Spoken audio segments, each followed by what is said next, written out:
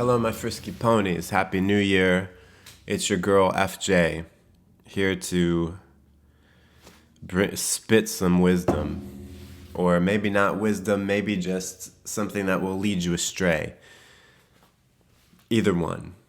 Take it as you will. This is the auspicious second anniversary of my first video on this channel. Yes, that's right. January 1st. I came home from 2 New Year's Eve parties 2 years ago and just felt really isolated and disconnected and lonely. Even though I had been at parties all night, it wasn't like, to an outside observer, I was not isolated. But you know how it is? It's like you can be around people all day. You can and interact with them and engage with them and be like connected. But then when you get home, or maybe not even when you get home, maybe even when you're in the midst of it, you just feel isolated and disconnected from everybody. I don't know what it is, man, because I'm feeling that now. Like even now, even 2 years after I made that video, it's amazing how life can just go in this big cycle, and all of a sudden you're like, oh crap, I'm exactly where I was 2 years ago. No progress. Or the progress I made went away. And it makes you wonder, like, how does this happen? How does a guy or a girl, as the case may be, feel so disconnected when you're really not? Well, and of course the problem is, if you feel isolated, the tendency, I think, is to actually begin to isolate yourself in reality, so that it becomes the totality of your world is being shut off and being isolated. I find myself back in the same place as 2 years ago. I feel like it's a yearly cycle, actually. Like at the end of every year, I'm sort of just like at a low point. I'm sure some of it is coincidence, but maybe some of it isn't. Maybe it's just what am I doing to myself? Is this something that I am causing? Probably, yeah. What is it? Maybe I don't have stick-to-itiveness, because I try to connect with people, and maybe you've done this as well. You feel isolated and lonely, so you're like, I'm going to go out and make some friends, darn it. And you try out it for a while, and then you just give up. Or maybe something else comes along that distracts you from it. I think the one thing that's different, my mind is in a different place now than it was 2 years ago. I think if there's anything I've developed over the course of doing this channel, and something that a lot of you have helped me learn, is just to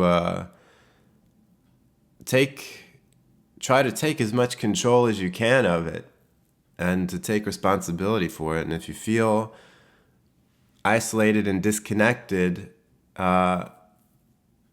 sure, there is the element of coming on here and just declaring, hey, this is how I feel. I don't think there's anything wrong with just acknowledging how you feel.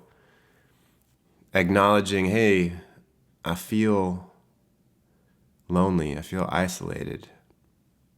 Because I think as soon as it's not okay to actually express how you feel, then it just compounds it. It makes it worse. When you put words to something, when you put words to a thought,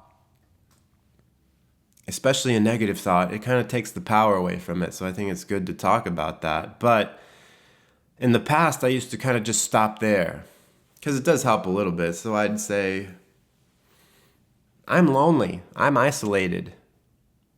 And then that's it. And sometimes that was enough to make me feel good enough that I could kind of move on and distract myself. Or I would just distract myself with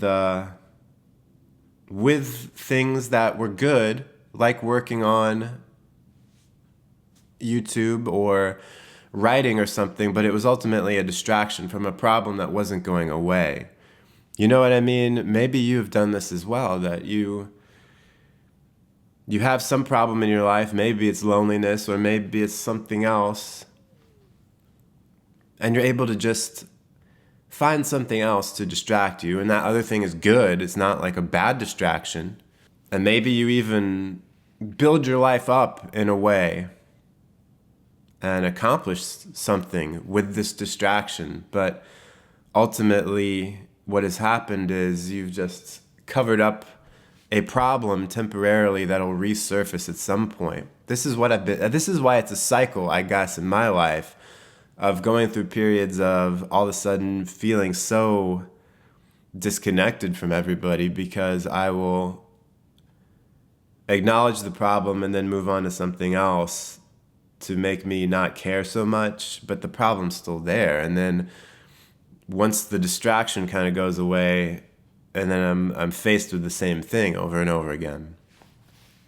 And you can take that and apply it to any problem you have in your life. If you want to hear an interesting, this isn't quite, maybe I should save this analogy, but I'm going to go ahead and say it now, because I have a feeling this video maybe won't be the most watched video, so maybe I can use it again and no one will notice. But it's something I heard in high school. One of my teachers, Mr.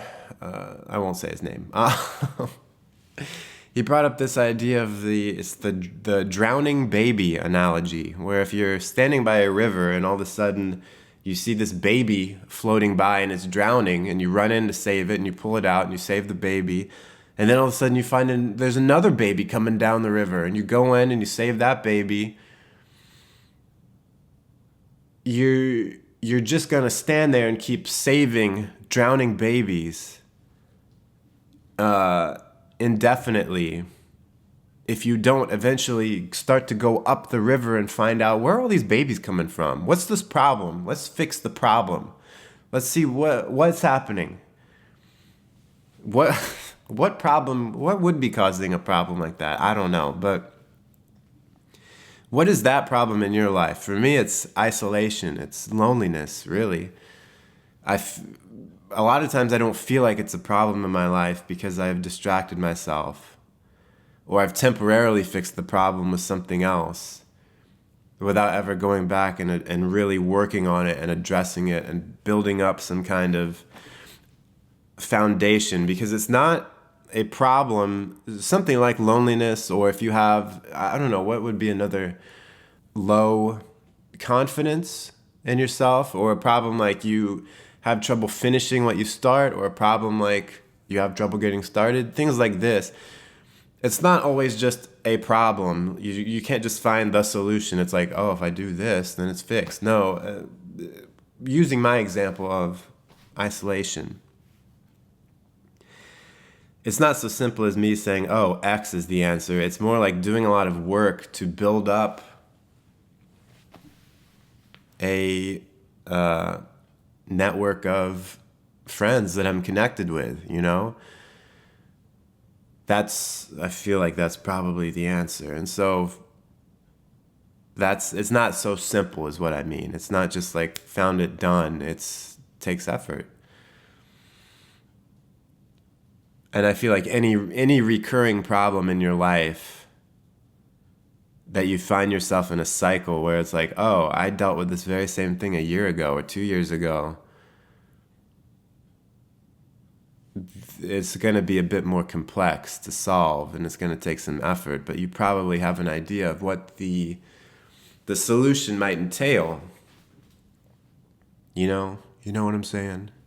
Yeah, if you're feeling isolated too, man, I feel you.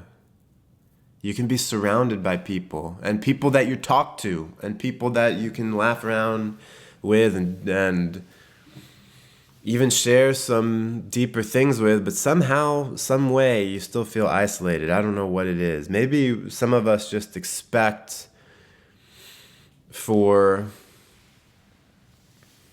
interpersonal relationships to be a lot more